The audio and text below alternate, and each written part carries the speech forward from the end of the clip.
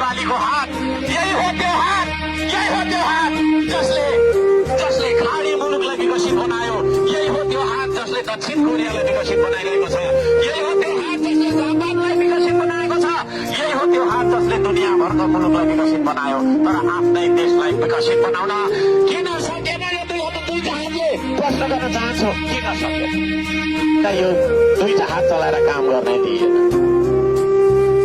ढुङ्गा बोक्दा मात्रै मुद्दा खेपेको मान्छे हो म, बिरुवा रोप्दा मात्रै पनि मुद्दा खेपेको मान्छे हो म है। जनताको घरमा धारा ल्याउनु पर्ने थियो, मैले पानी खुवाउनु पर्ने थियो, नगरको प्रमुख भएर म मेरो मनको गीत गाउन आएको थिइनँ। आदरणीय दाजुभाइ दिदीबहिनीहरू, मेरो प्रमुख एजेन्डा थियो खानेपानी। त्यो खानेपानी त्यो धेरै धेरै भयो, के हुँदैछ थिङ्किङ गर्दैछौँ होइन।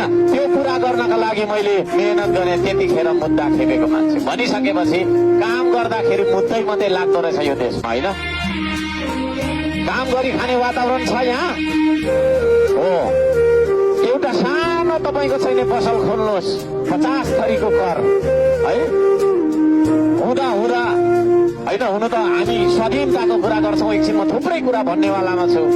अब यी गाडीहरू हामी हेर्छौँ, त्यो सफारी होइन,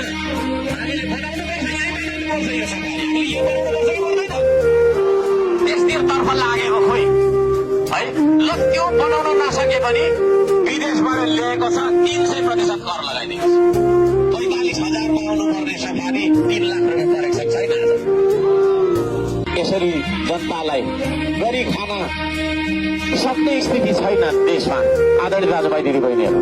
त्यसो भएको कारणले गर्दाखेरि जुन हातले मलेसिया बनायो नि, जुन हातले साउदी र कतार बनायो नि, त्यो दुईटा हात हाम्रो देशमा केही न कामको भयो।